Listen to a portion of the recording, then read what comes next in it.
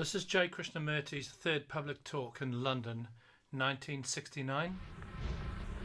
We were going to talk over together this evening the question of the unconscious and the conscious, the superficial mind and the deeper layers of consciousness. I wonder why we divide life into fragments. The business life, the social life, the family life, the religious life, the life of sport, and so on. Why is there this division? Not only in ourselves, but also socially. We and they, you and me, love and hate, death and living.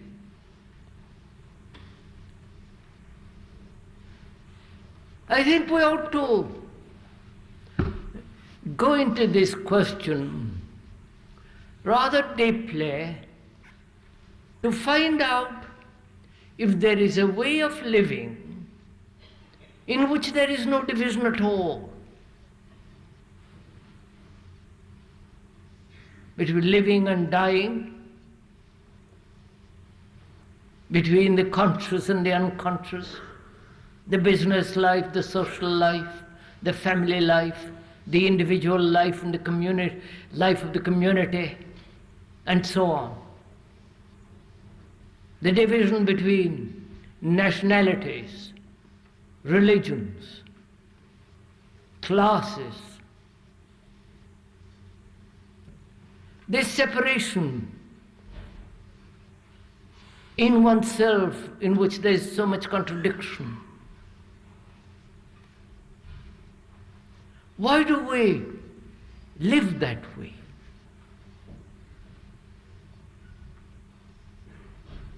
And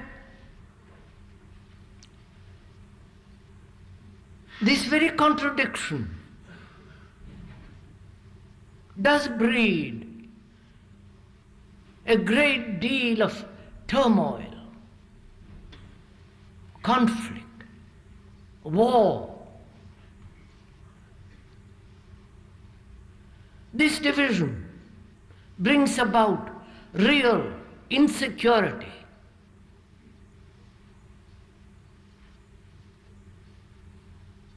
Outwardly as well as inwardly. The division between God and the devil, the good and the bad, what should be and what is.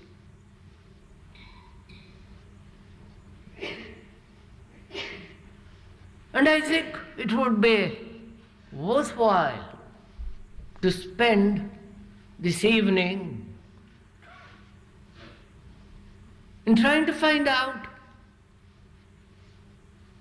if there is a way of living, not theoretically or intellectually, but actually, a way of life in which there is no division whatsoever.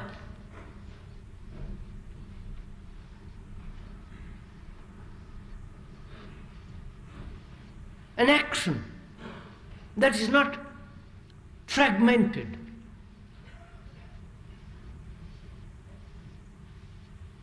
like one constant flow in which there is no contradiction, where every action is related to all other actions, so that there is no division between any action.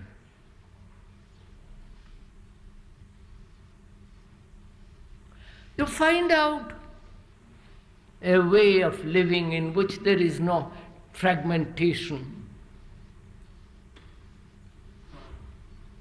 One has to go very deeply into the question of what is love and death. And perhaps in understanding that, we may be able to come upon a way of life that's a continuous movement, not broken up. A way of life that is highly intelligent. Because it's only a fragmented mind that lacks intelligence.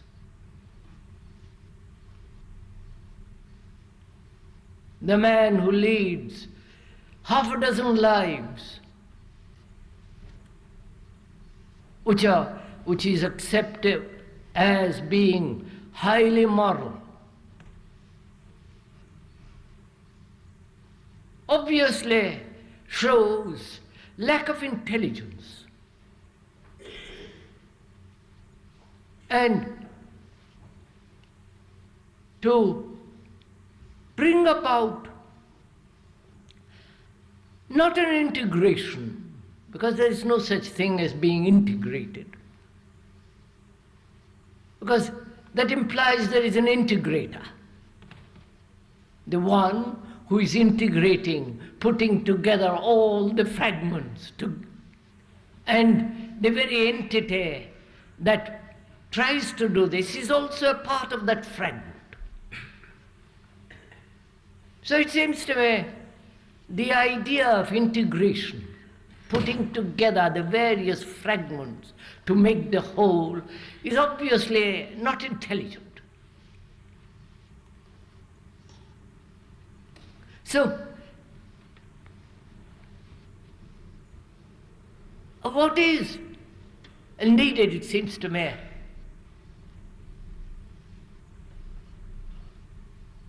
is this intelligence and passion so as to bring about a radical revolution in our life, in which there is no action which is contradictory, whole, continuous movement. And to bring about this change in our lives, there must be passion. That word, passion, is derived from sorrow, the root of it. But we're using that word quite differently.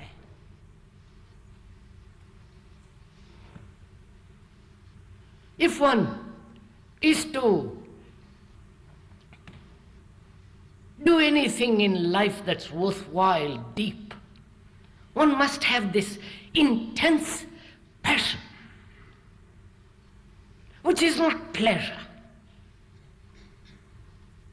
The very action in which there is no fragmentation and contradiction. To understand that action, there must be this passion.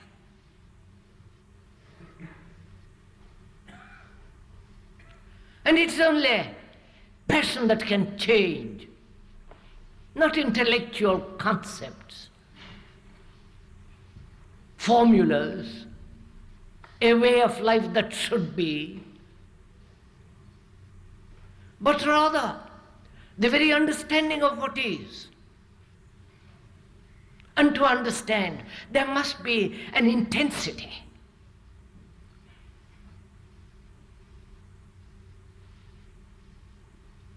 So, We're going to find out, if we can this evening, together, if there is a way of living, daily living, not a monastic living, which has this quality of passion and intelligence.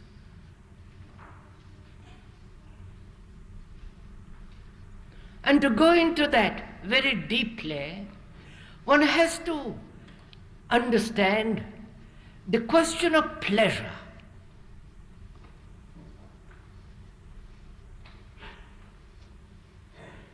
What is the relationship between pleasure and intelligence?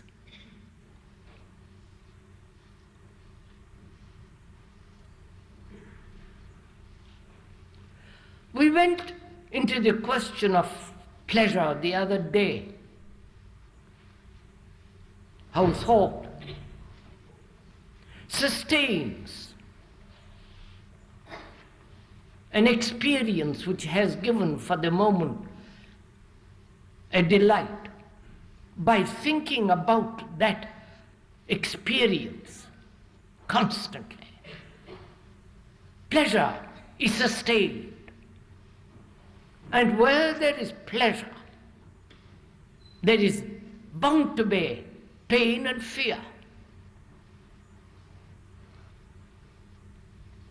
And is love pleasure?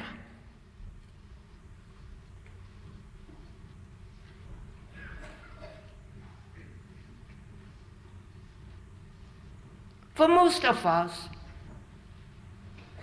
the moral values are based on pleasure. The very sacrificing oneself or controlling oneself in order to conform is the urge of pleasure, greater, nobler, whatever it is. And is love a thing of pleasure?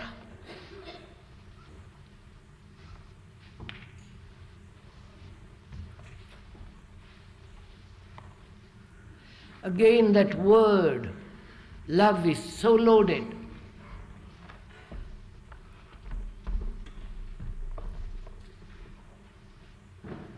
Everyone uses it. From the politician down to the husband and wife.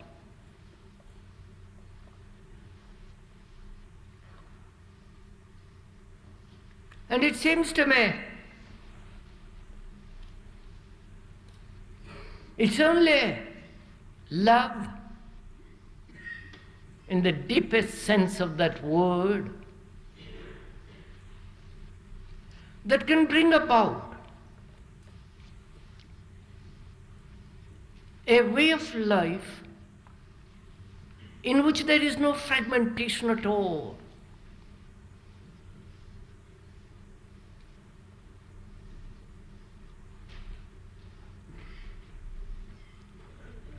And as we said the other day, fear is part of this pleasure.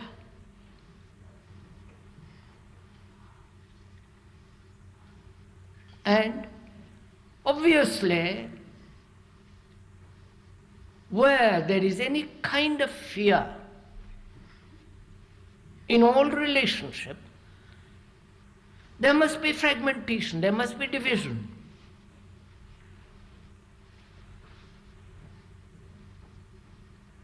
And in inquiring into this really quite a deep issue, why the human mind has always divided itself in opposition to others. The violence and what it hopes to achieve through violence. Violence and peace as an idea, as an ideology.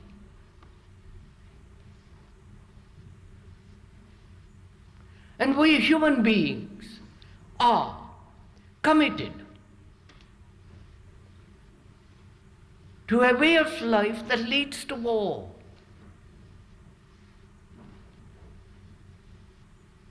And at the same time, we want peace.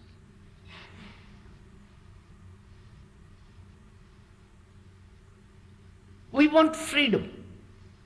And yet at the same time, we are doing everything that conditions us.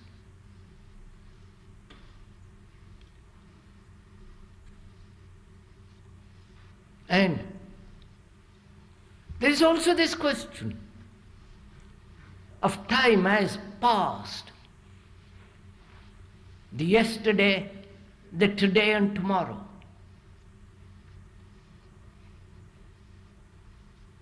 All this is involved when we are inquiring into a way of life in which this division doesn't exist at all.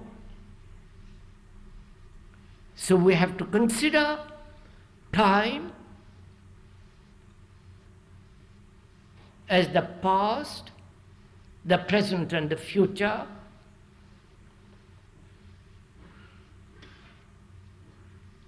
whether this time, the psychological time, is the cause of this division.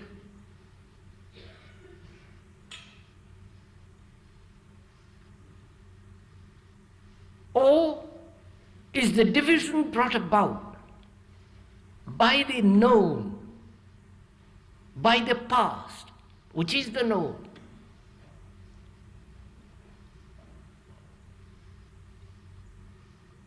And therefore, the mind, the brain itself, which is the past, is always dividing itself psychologically as the past, the present, and the future.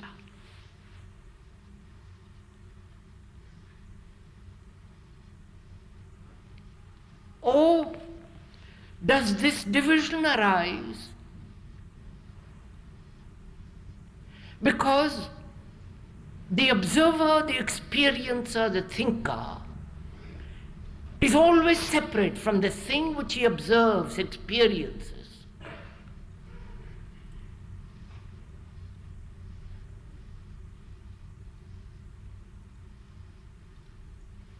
Or the very egotistic, self-centered activity,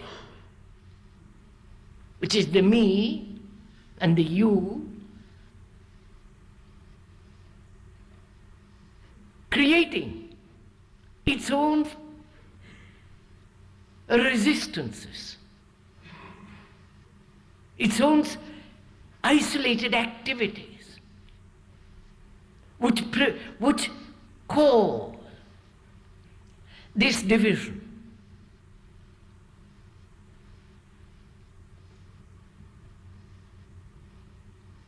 So, when we are going into this, one must be aware of all these issues.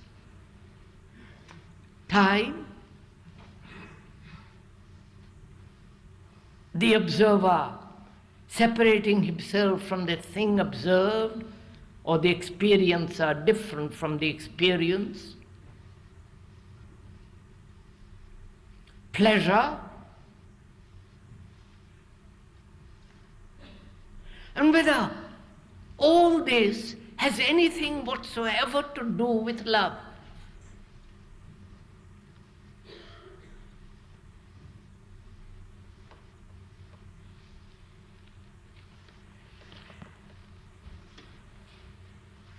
Is there a psychologically tomorrow?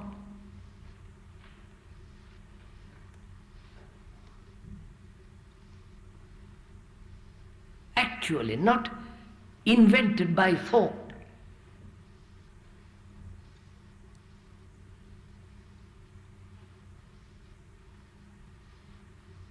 That is, there is chronological time. There is tomorrow.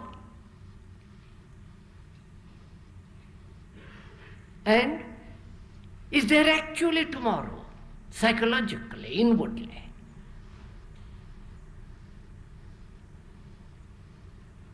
If there is tomorrow, then action is incomplete, and therefore action brings about division, contradiction.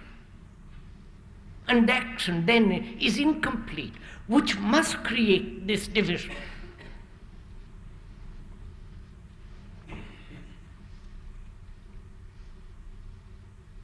The idea of tomorrow, the future,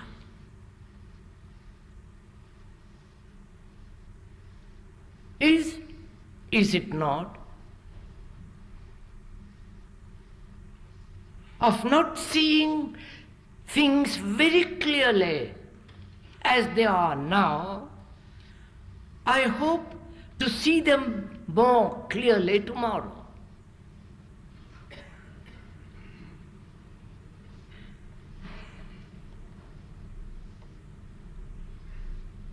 Being lazy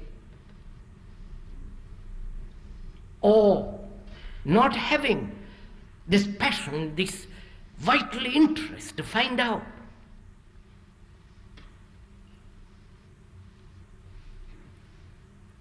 Thought invents the idea of eventually arriving, eventually understanding. So for that, time is necessary. Many days are necessary. And does time bring about understanding? Seeing something very clearly.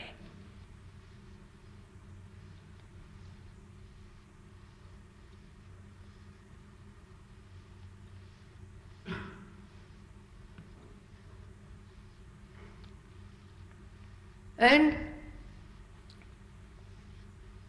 is it possible for the mind to be free of the past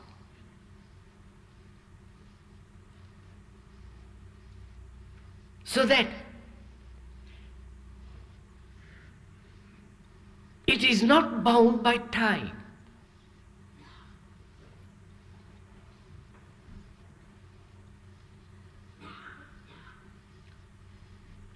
And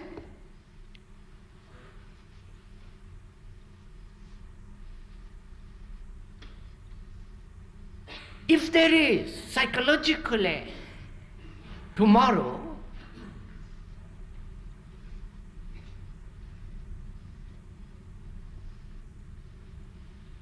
then the freedom from the known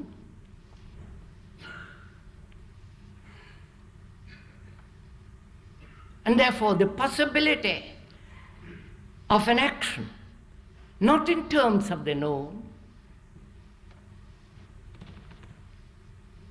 is only then possible.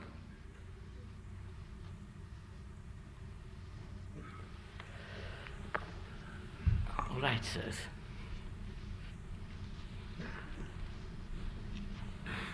You know, it's one of the most difficult things to communicate.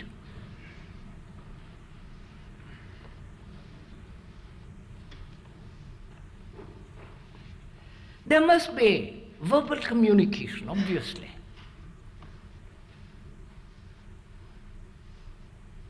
But I think there is much deeper, there is a deeper level of communication,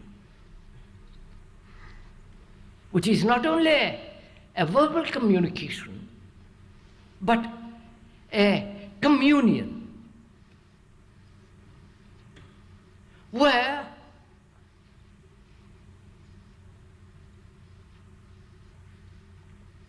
both of us must meet at the same level, with the same intensity, with the same passion. Then only communion takes place, which is far more important than mere verbal communication. And as we are talking about something rather complex, which touches very deeply our daily life, there must not only be verbal communication, but also communion. Because what we are concerned about is a radical revolution psychologically, not in some distant future, but actually today, now.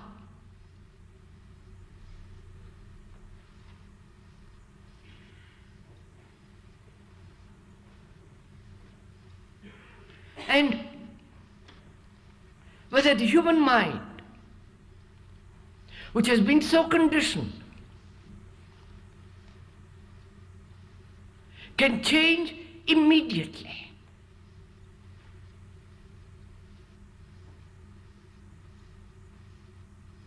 So that its actions are a continuous whole and not broken up, and therefore with it regrets, despair, pain, fear, anxiety, guilt, and so on.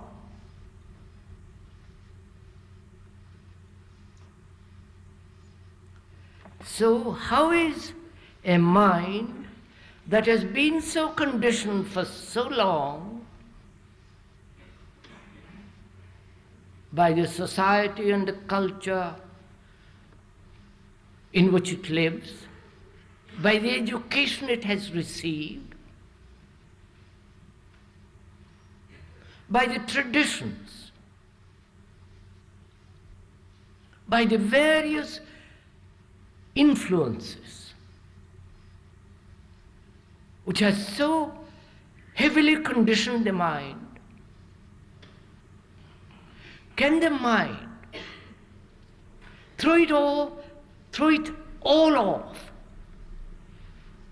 and be completely fresh, young and innocent?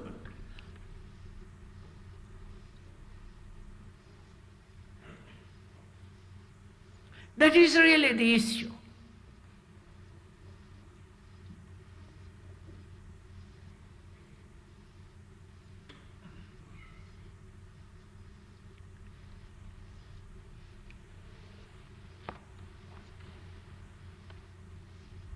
I do not think this is possible, this radical revolution, as long as there is a division between the observer and the observed,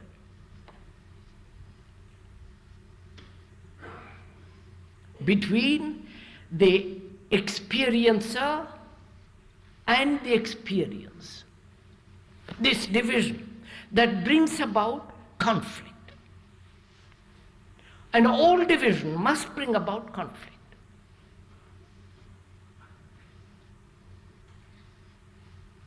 And through conflict,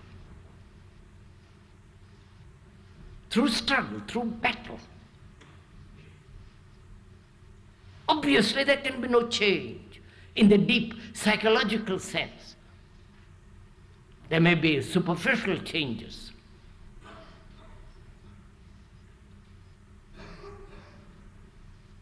So, how is the mind and the heart and the brain, the total state,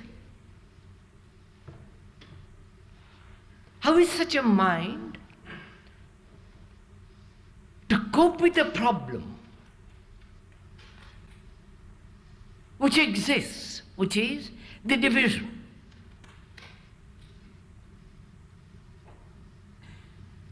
We said we would go into this question of the conscious and the deeper levels of the unconscious.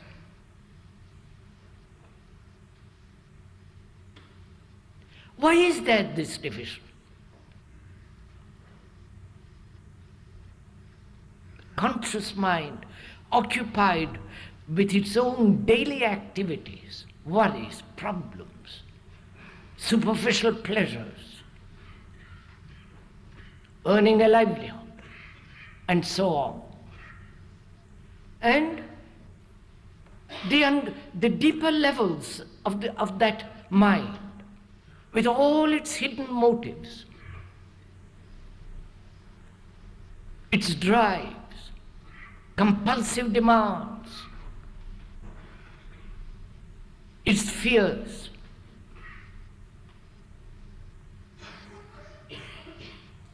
Why is there this division? Or does this division exist because we are so occupied superficially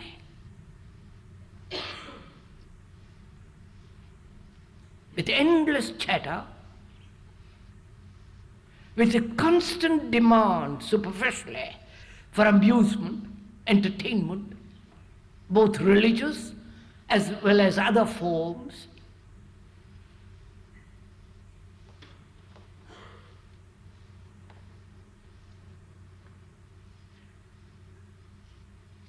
or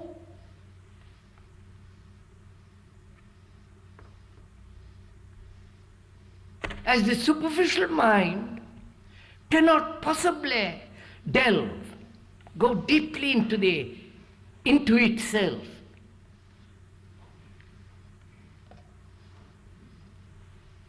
Therefore, this division arises.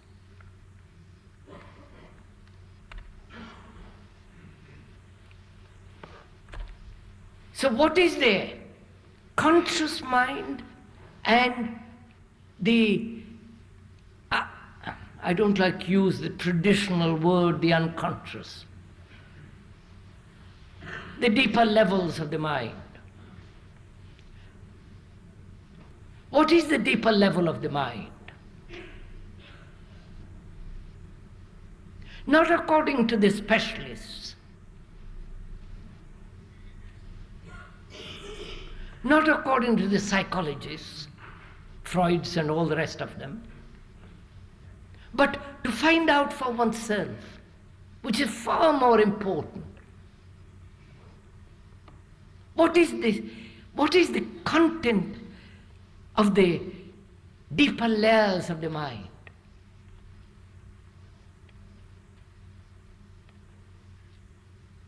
And how do you find out if you don't read what others have said?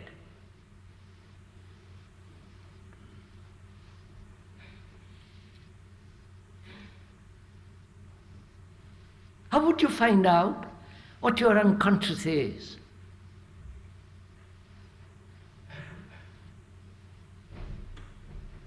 You would watch it, wouldn't you?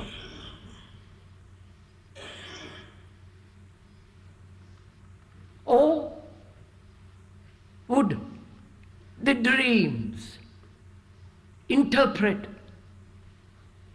the contents of the unconscious? And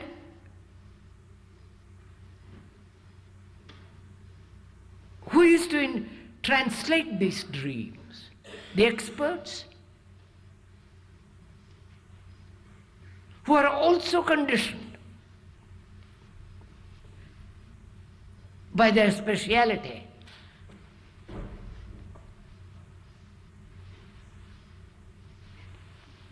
And so one asks, is it possible not to dream at all?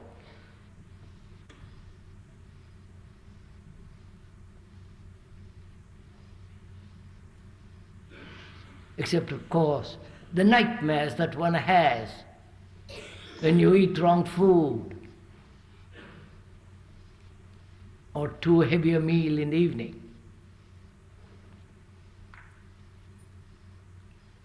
So there is this problem.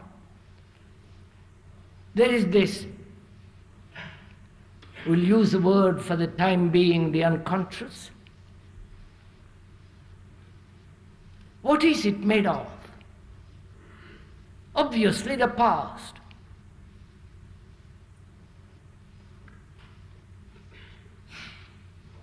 All the racial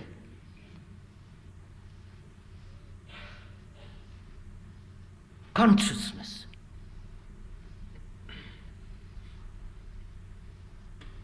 The racial residue, the family tradition, the various religious, social conditioning, hidden, dark, undiscovered.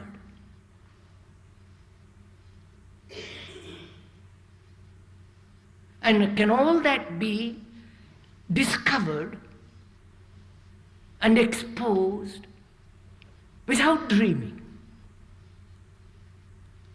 or without going to an analyst?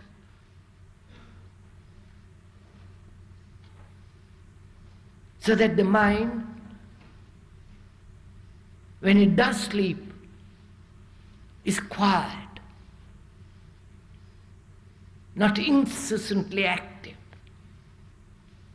And because it is quiet, there comes into it quite a different quality, a different activity altogether, disassociated from the daily anxieties, fears, worries, problems, demands.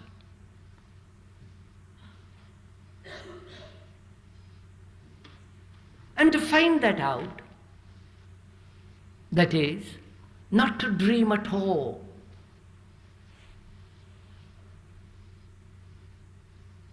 So the mind is really fresh when it wakes up in the morning. To find out if that's possible, one has to be aware during the day, aware of all the hints,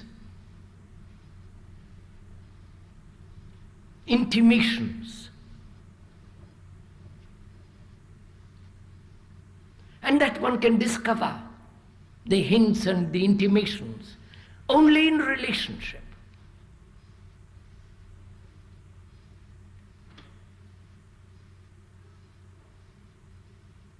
When you are watching your relationship with others, without condemning, judging, evaluating, just to watch it, how you behave, your reactions.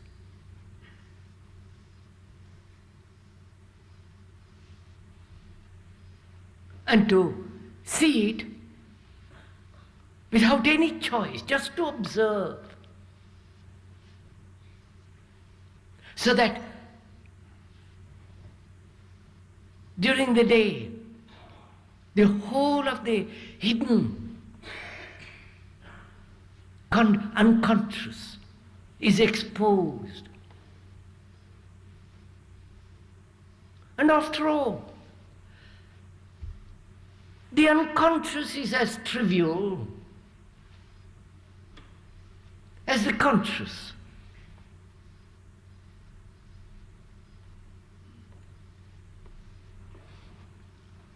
Why don't we give great importance to the conscious mind, but give such deep significance, meaning to the unconscious? If the conscious mind is what's extraordinarily active, watching, listening, seeing,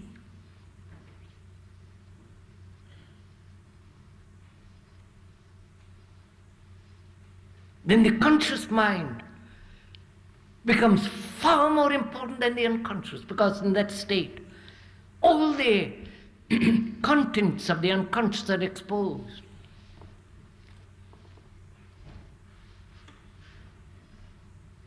So the division between the various layers comes to an end. Watching your reactions when you sit in a bus, when you're talking to your wife, to your husband, in your office, when you're writing, being alone, if you are ever alone.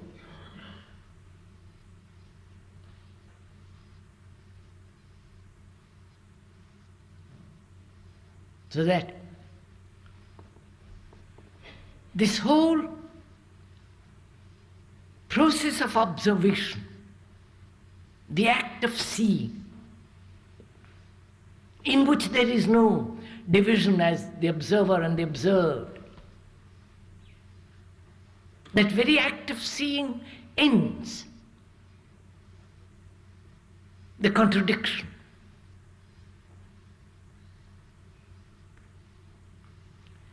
When this is somewhat clear, then we can ask, what is love?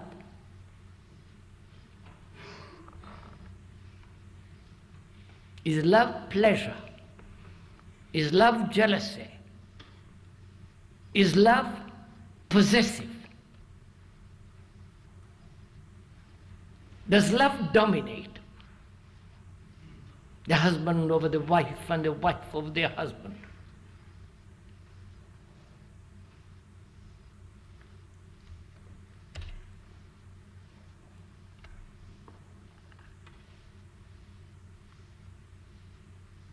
And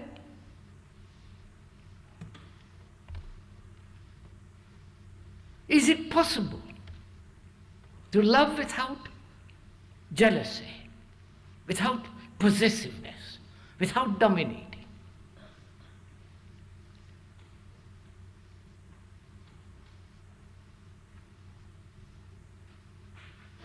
Surely, none of these things, domination, dependence, possessiveness, fear, pleasure, is love. Love is not any of these things. And yet we are burdened with all these things, and yet call our wife, husband, whatever it is, I love you.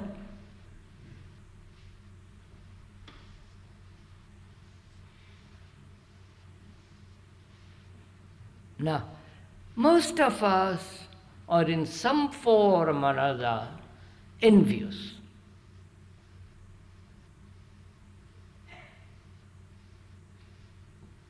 Envy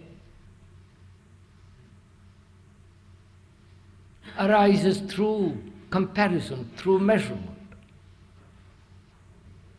wanting to be something different than what is. Most of us are envious of somebody or other, jealous. Can we see it actually as it is? See jealousy as it is, and be entirely free of it, never for it to happen again. Otherwise, love cannot exist.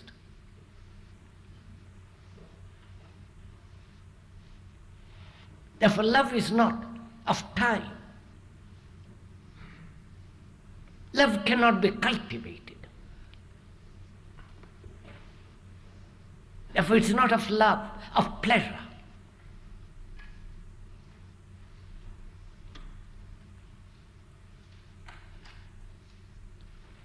And there is the other question. What is death?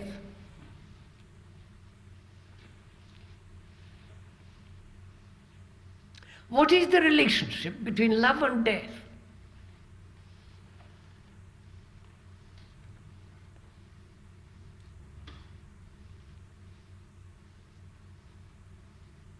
I think we'll find that out, find that relationship. What is the relationship between the two? When we understand the meaning of that word death,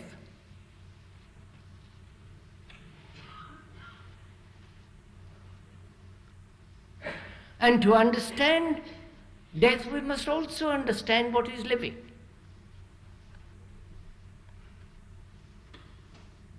What actually is our living? The daily living, not the ideological, intellectual, something what we consider should be, which is really false. What actually is our living? The daily living of conflict, despair, loneliness, isolation.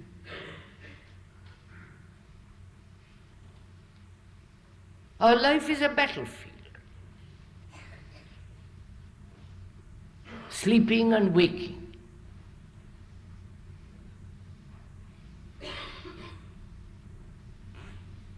And we try to escape from this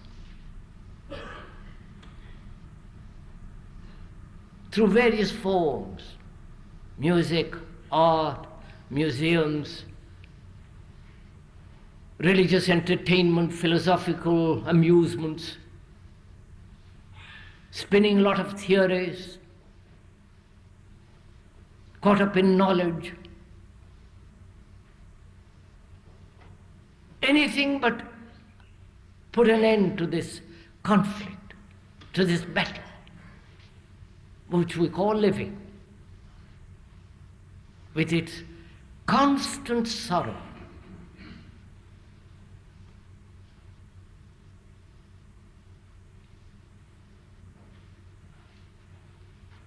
So can sorrow end? Which is, can sorrow in daily life end?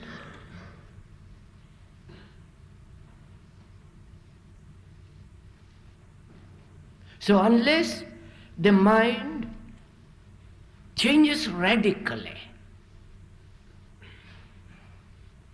our living has very little meaning. Going to the office every day, earning a livelihood, reading few books, being able to quote cleverly, being very well informed, a life which is empty, a real bourgeois life. And as it is, as one becomes aware of it, one begins to invent a meaning to life. Then you find a significance to it. Then you search out the clever people who will give you the significance to living, the purpose for life, which is another escape from living.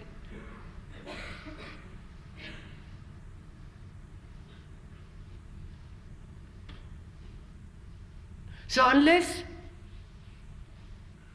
this kind of living undergoes a radical transformation, why is it we are frightened of death? As most people are.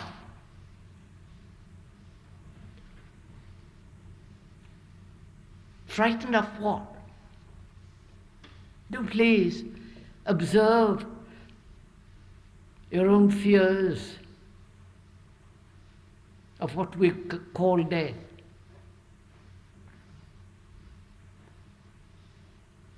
frightened of coming to an end, frightened of putting an end to this battle, which we call living. Frightened of the unknown, what might happen.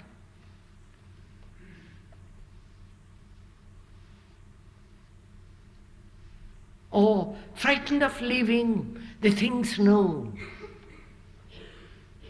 the family, the books, the attachment to your house, to the furniture, to the people.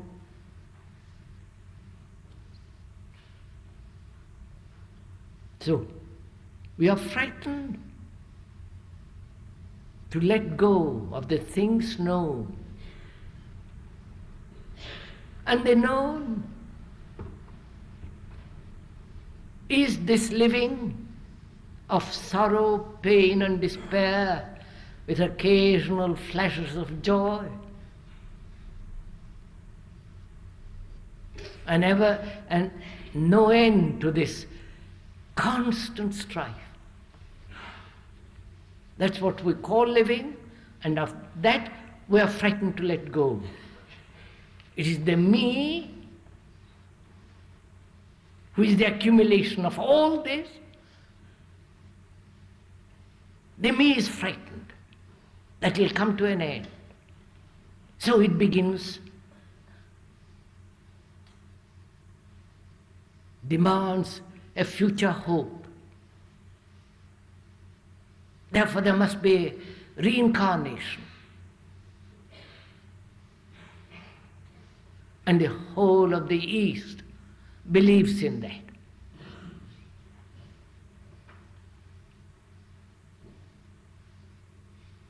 And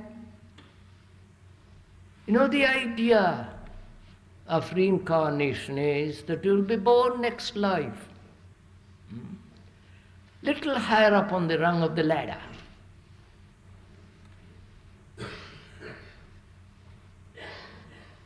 You have been a dishwasher this life, next life you'll be a prince, or whatever it is. Somebody else will wash the dishes for you. But what you are this life matters very much. Because what you do now, how you behave, what your thoughts are, what your activities are, depending on those, next life, you either get a reward or punished. But those who believe in reincarnation don't care a pin about how they behave.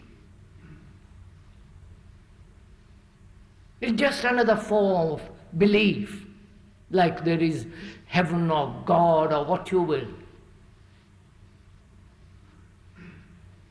But if one actually believed in it very, very strongly, all that matters is what you are now today.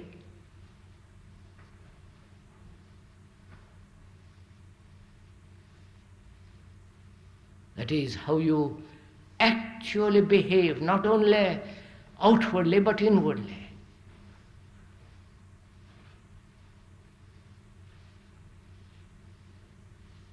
And the other West has its own form of consolation about death. Either rationalize it, or you have your own religious conditioning, and so on. So,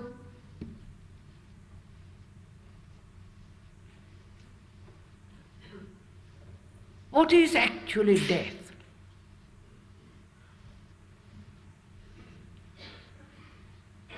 The ending. The organism is going to end.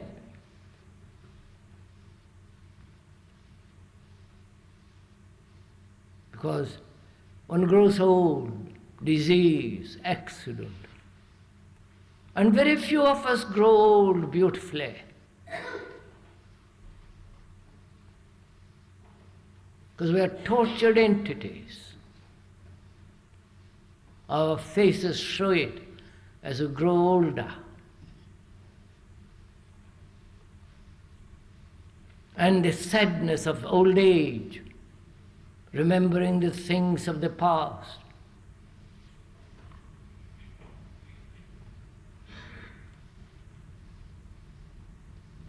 And can one die to everything that's psychologically known?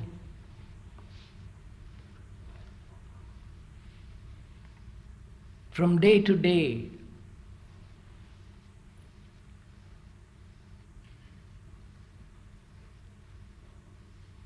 unless there is freedom from the known,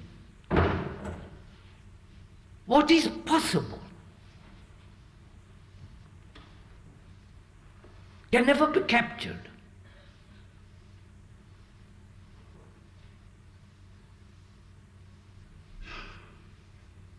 Our possibility is always within the field of the known.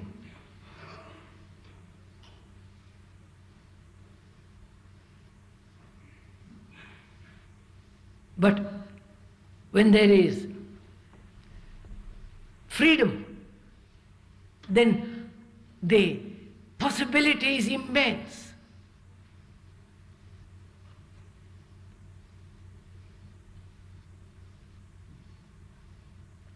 So can one die psychologically to all your past, to all the attachments, fears, anxieties, vanities, pride, completely, so that tomorrow you wake up as a fresh human being.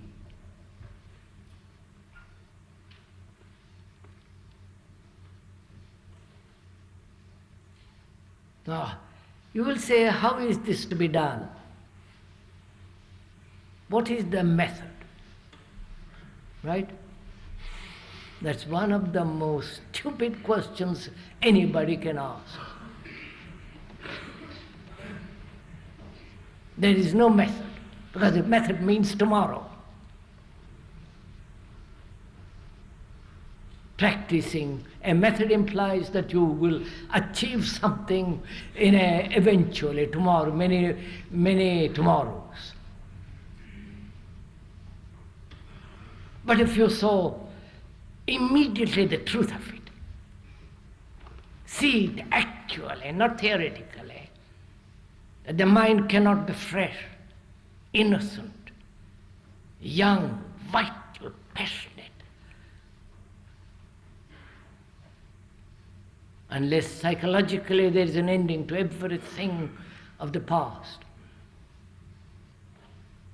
But we don't want to let the past go,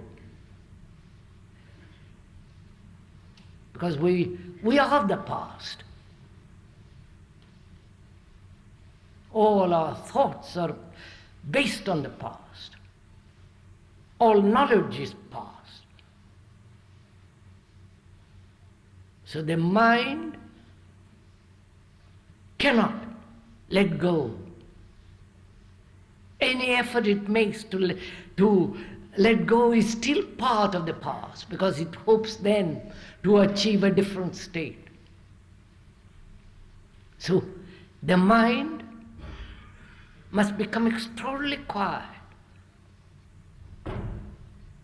silent. And it does become extraordinarily quiet, without any resistance, without any system. When it sees this whole issue,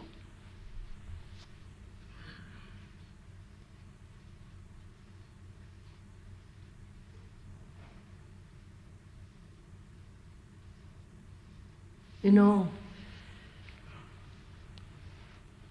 man has always sought immortality.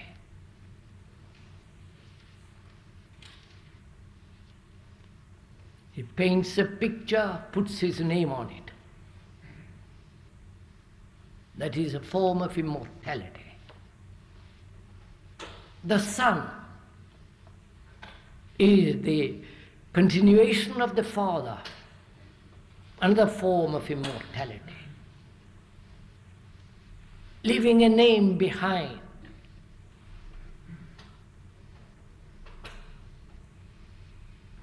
Man always wants to leave something of himself behind.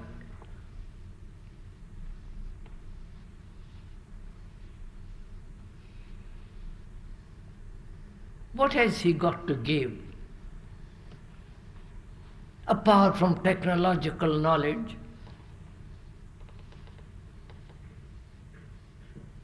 what has he of himself to give?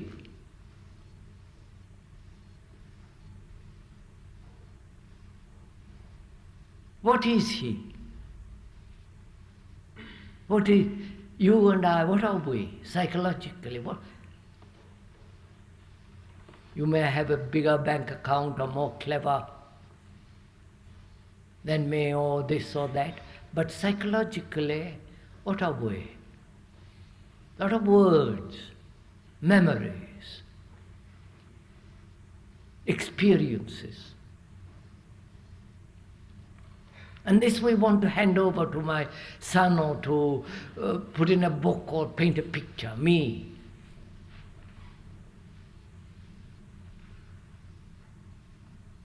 Then the me becomes terribly important. The me opposed to the community. The me wanting to identify itself, wanting to fulfill itself, want to become something great, all the rest of it.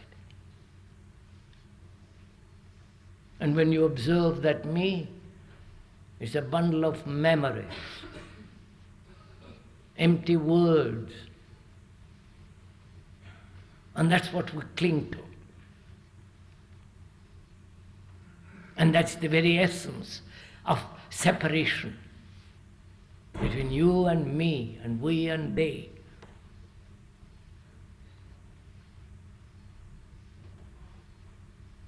So when you understand all this, observe,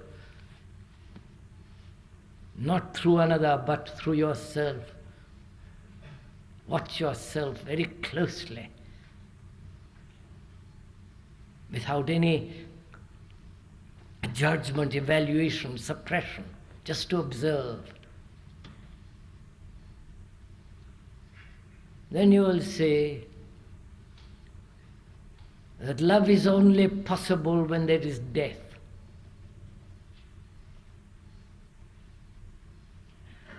Because love is not memory, remembrance.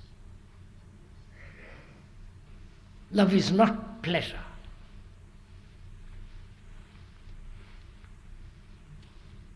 We have said love is sex. Love is related to sex. And therefore, there is profane love and sacred love. Back again to the division.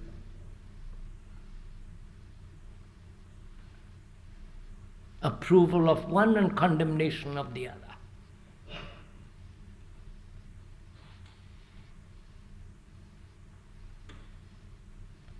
And surely, love is none of these things.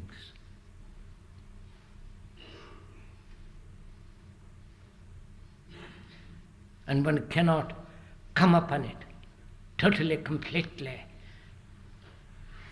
unless there is the dying to the past, dying to all the travail, conflict and sorrow. Then there is love. Then one can do what you will.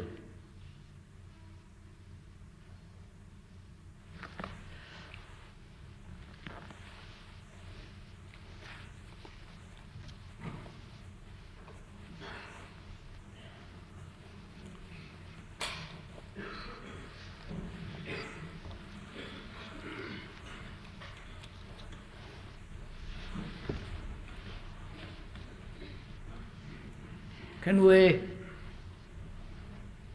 talk about it? Ask questions about what we've talked?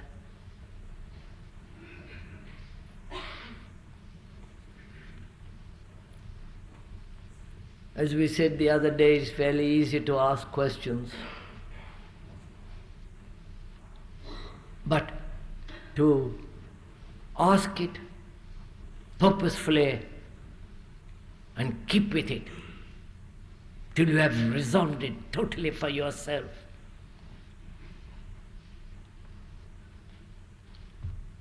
Then only such asking is an important. But to ask casually has very little meaning. May I ask a question, please, on a very minor point that you brought up at the beginning?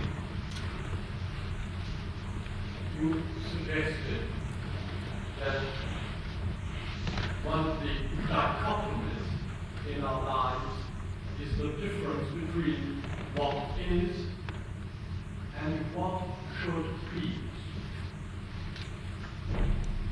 If one calms oneself, if one gets away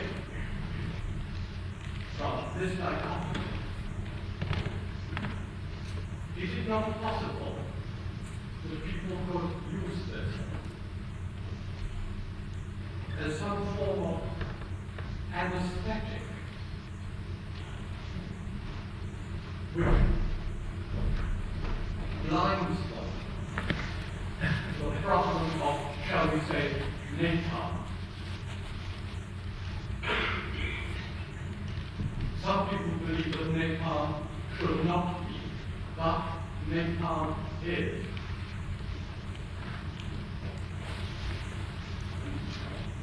I can't quite resolve. I understand the question, sir. Yes, very clear.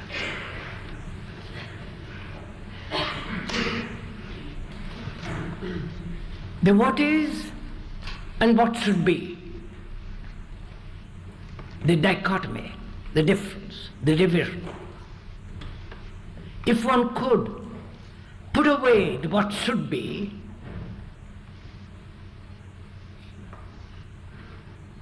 then there is no problem of conflict. Right, sir? No, sir. Huh? No, sir. If you don't have the difference between what is and what should be, you might become terribly complacent. You wouldn't worry about the terrible things that are going on. Yes, I understand. I'm sorry. You'll become terribly complacent if you put away what should be and are only concerned with what is. Right?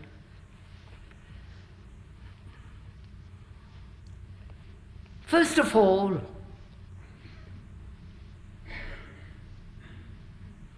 what is the reality of what should be?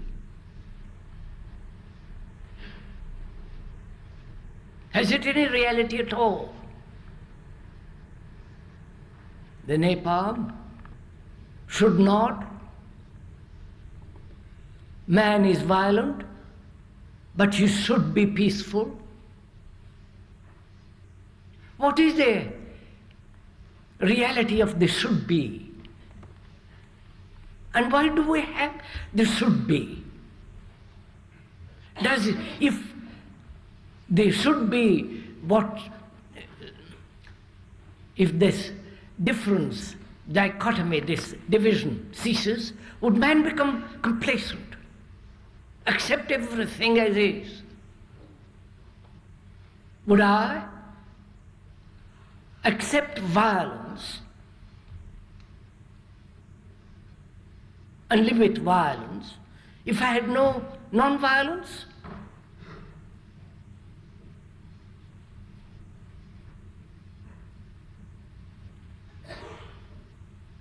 We have preached non-violence from the ancient of days.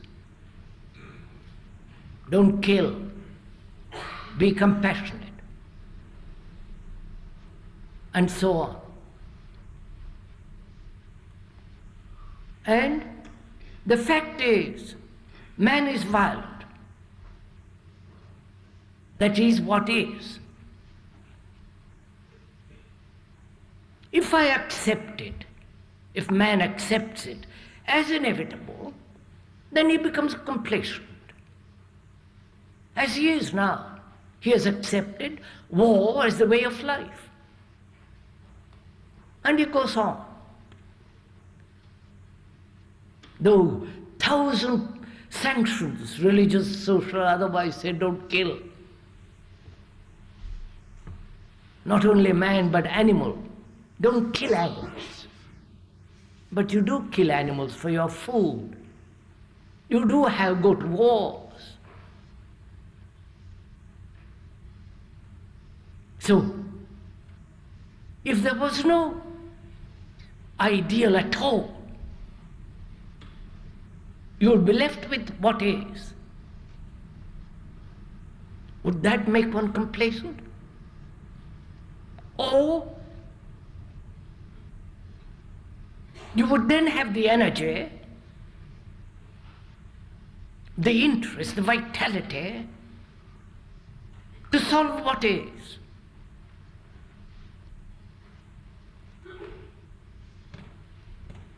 Is not non-violence an escape from the fact of violence? And when the mind is not escaping, but is confronted with the fact of violence, that it is violent,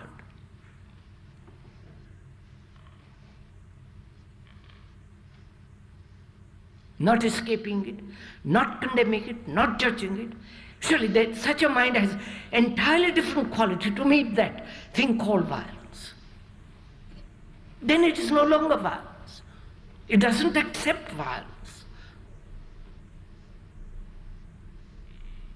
Violence is merely killing somebody, hurting somebody. Violence is this distortion, to conform, to imitate, to follow.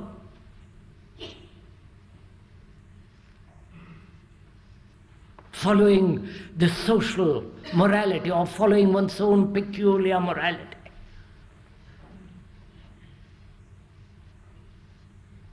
Every form of control, suppression, is a form of distortion and therefore violence. So one asks, can the mind be austere without discipline? Austere in the sense, not the monastic austerity which is harsh.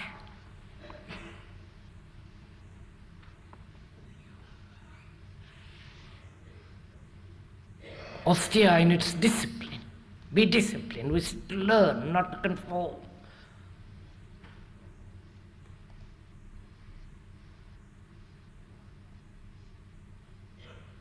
Surely, in understanding what is,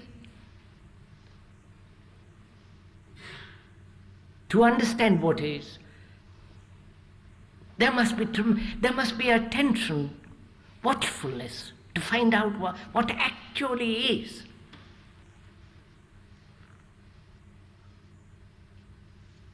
After all, the division man has created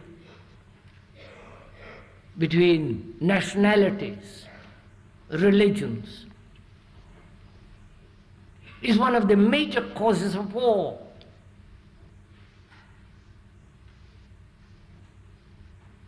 And we accept it. We worship the flag. We are Christians, Buddhists, communists, this or that. That actually what is? Can we not be free of the what is by observing the actual fact? And you can only be free of it when the mind doesn't distort what is observed.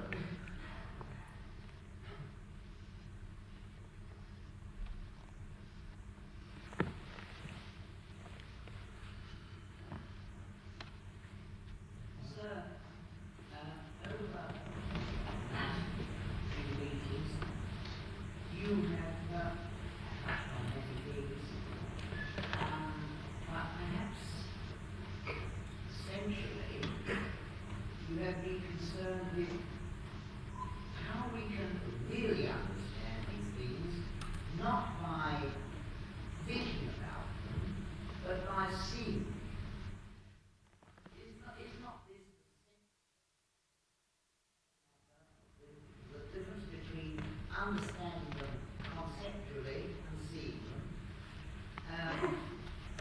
This mind, flick of the mind, which changes the difference between thought and seeing. That's right, sir. May I repeat that question and please correct me if I'm wrong.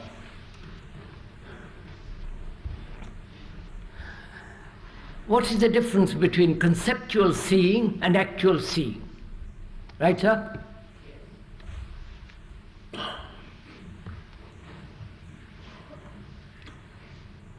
Do you see the tree conceptually or actually?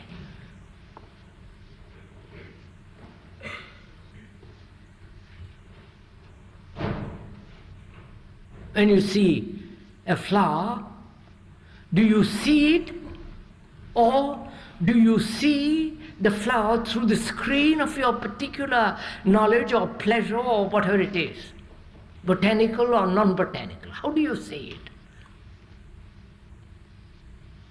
If it is conceptual seeing, that is, thought sees, is it seeing?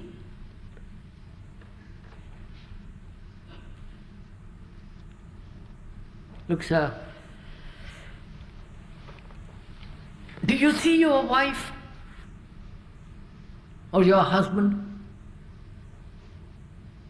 Or do you see the image you have about him or her? The image is the conceptual thinking, conceptual seeing. And when you have no image at all, which is quite a problem, which we'll perhaps go into a little later, then you actually see, then you are actually related.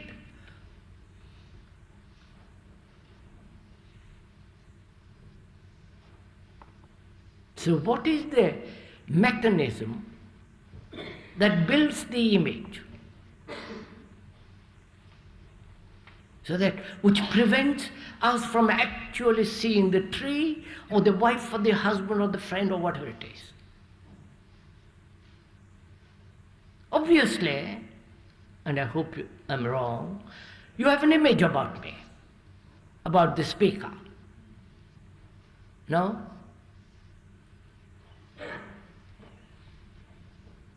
If you have an image about the speaker, you're really not listening to the speaker at all.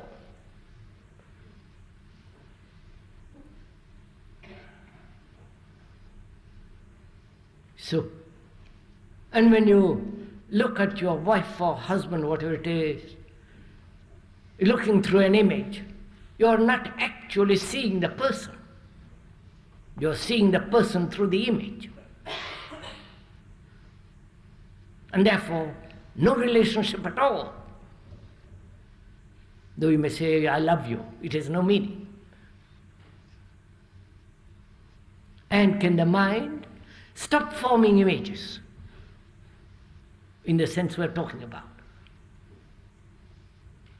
And that is only possible when the mind is completely attentive at the moment of the challenge or the impression. Right? Look, To take a very simple example, you're flattered. You like that. And the very like builds the image. But if you listen to that flattery completely attentively, whether neither like or dislike, just listen to it completely, wholly, then it doesn't form an image. You don't call him your friend, and though that person who insults you as your enemy. And so that the image forming is a form of inattention.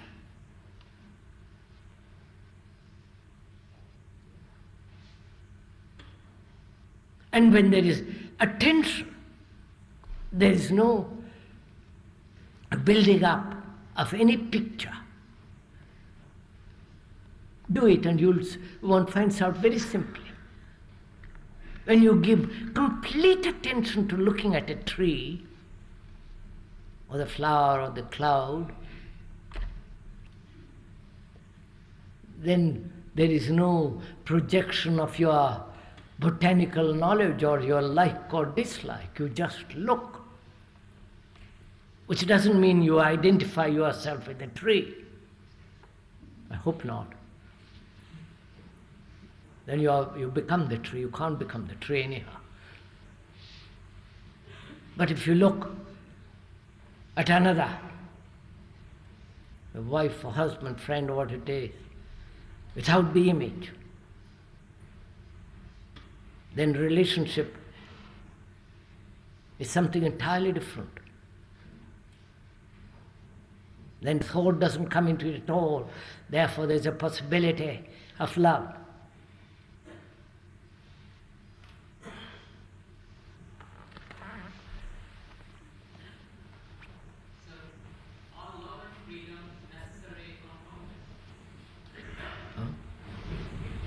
Are love and freedom concomitant?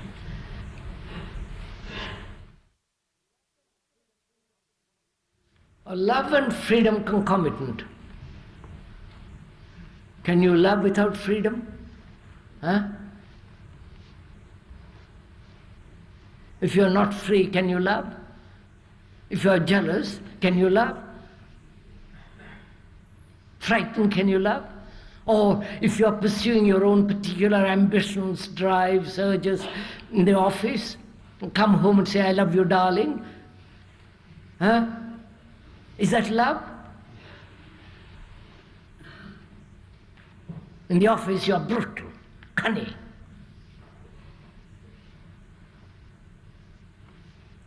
And at home you try to be docile, loving. Is that possible?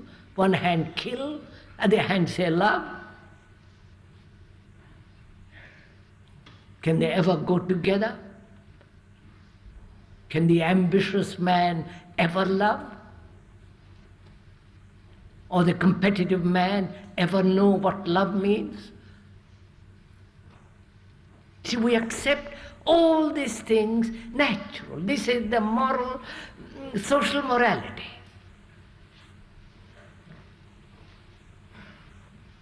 And when you deny that social morality completely, with all your being, then you are really moral.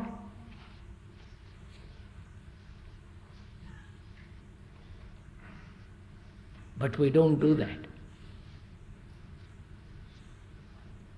We are socially, morally respectable.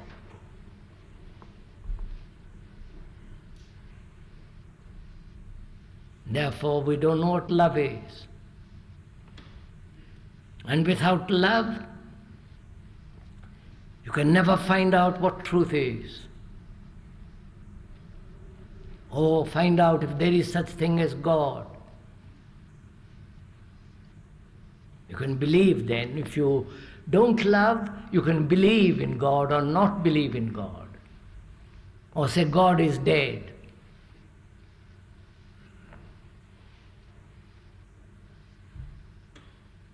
But you can only know what love is when you know how to die to everything of yesterday, to all the images of pleasure, sexual or otherwise.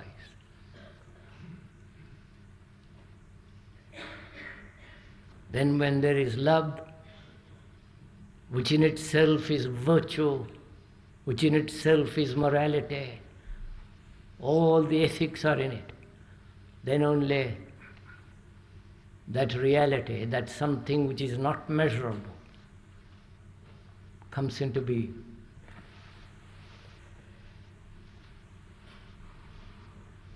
Sir, you speak of the turmoil in society. Isn't it a conclusion that the same turmoil exists in the individual and not vice versa? That means the turmoil is created by the individual first of all and then reflected onto society. Yes, sir, that's what we said. Yes. Now, the answer you give to the individual in that case is a detachment. No. The gentleman says, oh Lord,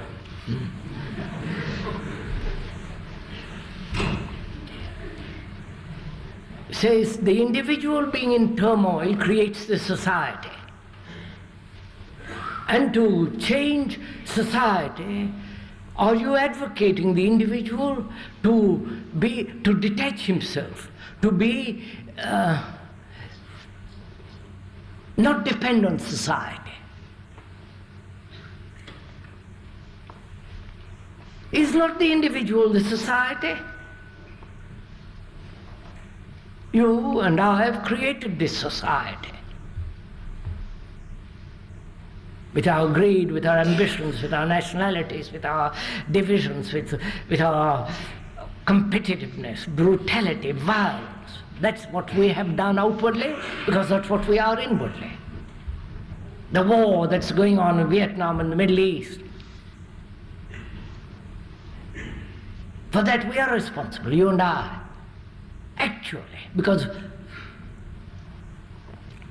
we have accepted war as the way of life. And the question is, are you suggesting, are you asking that we detach ourselves? On the contrary, how can you detach yourself from yourself? You're part of this whole mess. And you can only be free of this ugliness, this violence, everything that it is actually there. Not by detachment, by learning, by watching, by understanding the whole thing in yourself and being free of all the violence, brutality, ugliness.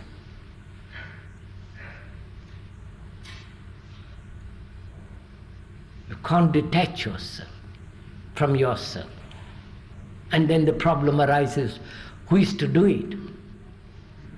Who is to detach me from society or me from myself?